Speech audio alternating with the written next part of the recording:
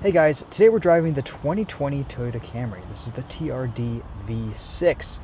This is the cheapest Camry you can get with a V6 engine. MSRP on this is $31,040. It has a host of TRD upgrades, including 19-inch alloy wheels, a stainless steel TRD catback exhaust, an aero package, TRD-tuned front and rear suspension with beefed-up underbody braces, and of course the same 3.5-liter V6 engine that makes 301 horsepower, 267 pound-feet of torque. That's mated to an 8-speed automatic transmission. It achieves 25 miles to the gallon on the combined cycle, 22 in the city, 31 on the highway. 5-star crash test ratings all the way around. You get Toyota Safety Sense, pre-collision system, steering assist, automatic high beams. You get a backup camera, Android Auto and Apple CarPlay compatibility. Overall, I think this is a pretty good looking car, though it does have some shortcomings, and we'll get into that in this video.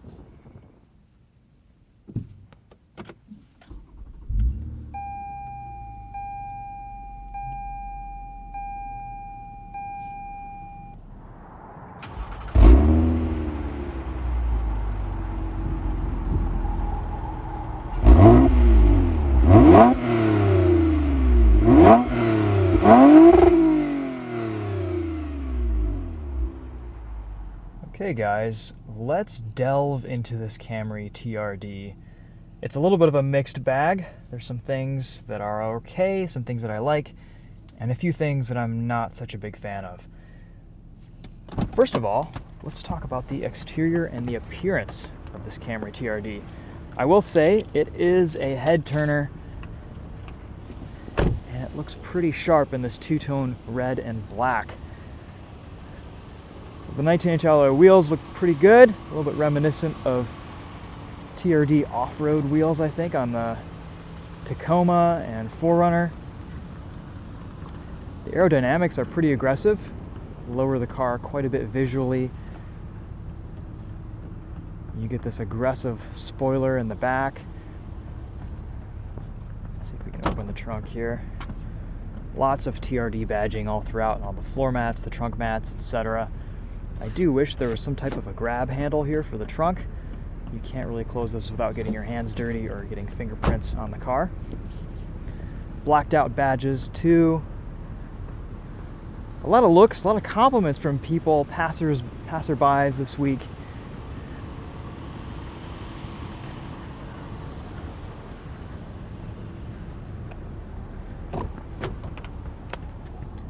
Otherwise, it's pretty standard Camry. You get some red seat belts, which look sporty. There's ample room in the back seat.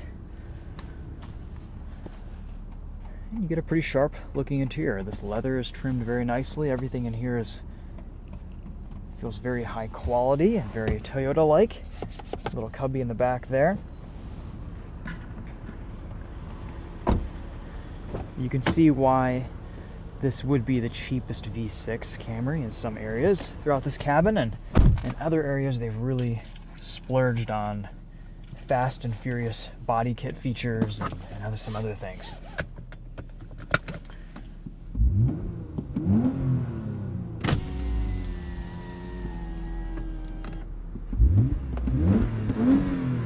You do get automatic windows up and down for all 4 windows, which is nice.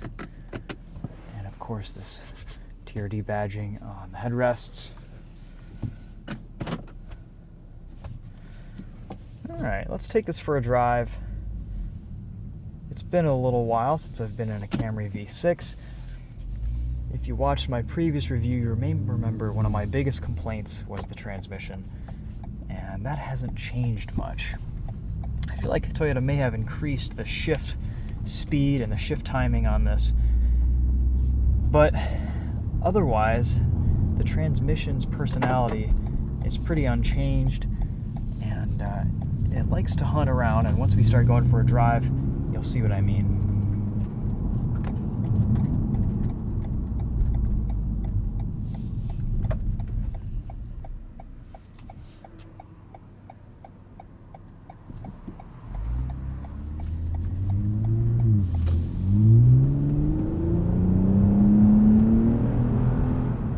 First taste of that catback exhaust. It sounds pretty good. It's decent tone. I seem to remember older Camry V6s having more induction note.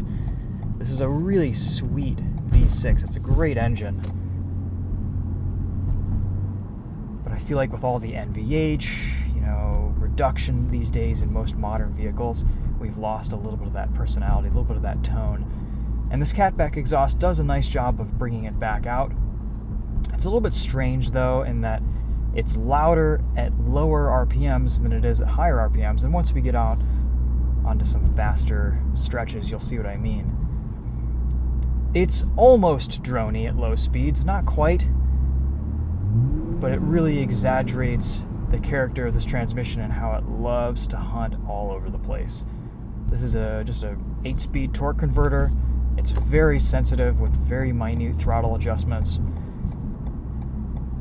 And it's a little bit irritating to drive, if I'm honest. Basically, what sums up my thoughts on this car is this. I think if you're going to get a Camry, get a hybrid. If you're going to get an Avalon, get a hybrid. Those are the best powertrains that Toyota makes for these cars. And they make them so well. They do such a good job with the tuning. There's ample power. You get great gas mileage, almost double the mileage of what this is going to be getting on a daily commute. This is a little bit quicker, but it's so frustrating to put the power down and to actually use this engine that I don't think it's worth it.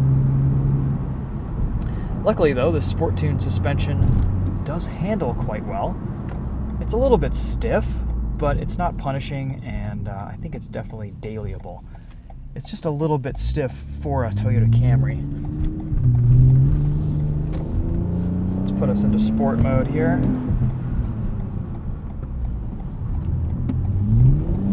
Mechanical grip is fantastic. The mechanical grip is also fantastic on the stock Camry with the standard suspension. This car tracks really well. Steering feel is decent. There's very little, if any, body roll. Getting onto the highway, there's not a lot of wind noise. It's very quiet, very comfortable in here. My seating position is nice. I have great visibility as well, though no blind spot monitoring in the mirrors. One complaint that I have had this week, especially in bright sunlight, broad daylight, these gauges are a little bit difficult to read. Something about Toyota's gauges these days, they're just making them hard to see. The blue in most of their models is a little bit dark, and this red is a little bit difficult to see. I still don't understand why they made them red, probably to add to the sportiness of this car, but it makes for a little bit of a difficult visual, especially in direct sunlight. Otherwise, though, you have a decent amount of information in here. Eco indicators, tire pressure, speed, about 3 displays for your gas mileage. This is set to maximum brightness. You do get automatic high beam headlights. Let's turn the traction control off here and see what that does. And of course, in Toyota fashion, you get this constant notification on the center display that takes up the whole screen. This car does put its power down pretty well, and it does do a nice job accelerating out of corners and just kind of putting together a nice handling balance.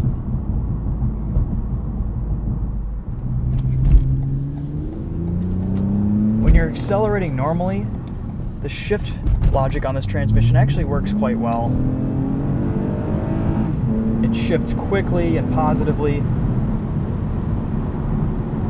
But once you're cruising and driving around town or on the highway, it's always trying to find the highest gear possible. Whenever you touch the throttle, you never know quite how much gear it's going to give you, whether it's going to downshift 3 gears, 4 gears, give you a nice lurch in the back of your seat. It's a very non-linear downshift logic, and I'm not really a fan of this torque converter. It really should hold gears a little bit better and utilize the torque from this transmission or from this engine in a better way.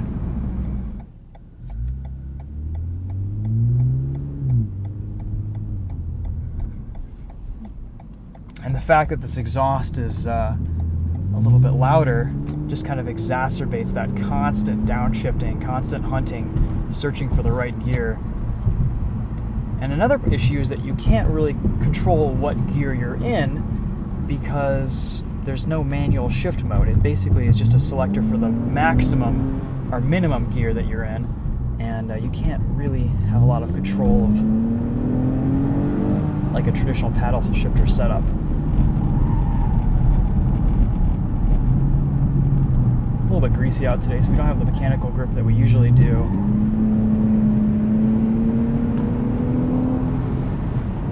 But I will say this does have a lot of grip. There's some pretty amazing speeds you can hit around entrance ramps in this Camry TRD.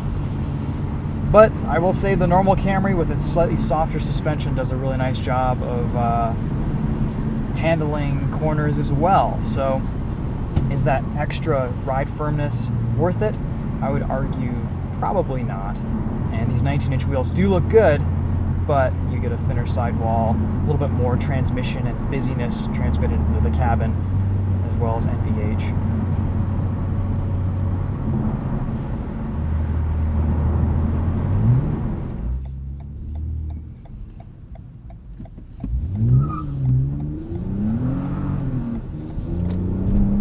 Traction control doing a decent job of controlling wheel spin there.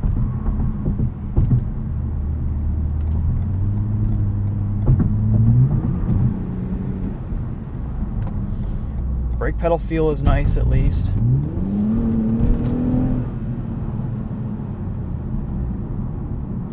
It can just be a frustrating car to drive, and I think Toyota is starting to get some of this stuff right, especially in some of their newer performance models.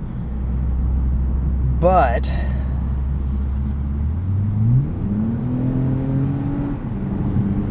this seems like a little bit of a half-baked effort from Toyota, and I understand, they're catering this to a pretty low price point, and it is a good deal.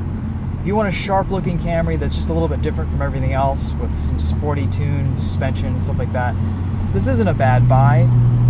It's just, to me, it's a frustrating car to drive just because of the transmission programming, and the exhaust isn't the best. It's kind of droney. It's a little bit, loud in the wrong parts of the rev band.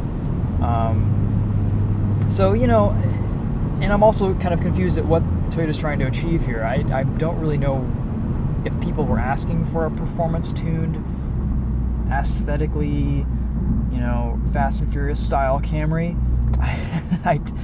or Avalon for that matter. I think it maybe brings some excitement to the range, but overall I'm kind of confused as to what the purpose is here. So overall, those are my sentiments on this. I'm curious to hear some of your thoughts. It's a Toyota Camry. It's going to be reliable. It's going to last a long time. The fit, the finish, the build quality is fantastic. It's a pretty good price point, but as a sporty sedan, I would much rather have any Honda Accord or a Camry or Avalon hybrid, which drives so much better. They're so much smoother, and I would argue they're more engaging and fun and satisfying to drive than this naturally aspirated V6. Even though it has more power, it really struggles to put that power down in a satisfying and smooth manner. And for me, that's a little bit of a deal breaker in this car.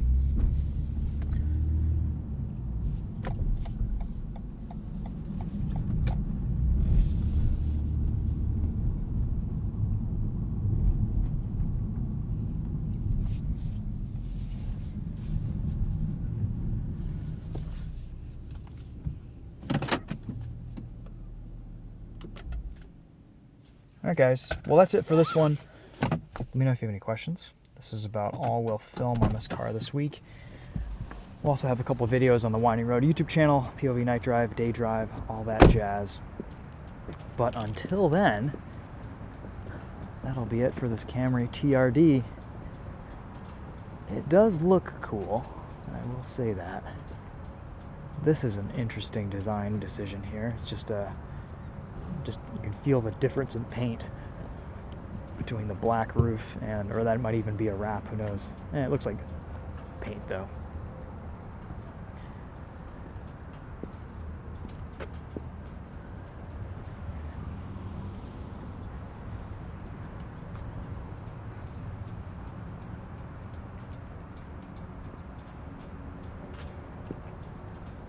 How would I improve this car? Well, it'd be pretty cool if it got the RAV4 Prime treatment.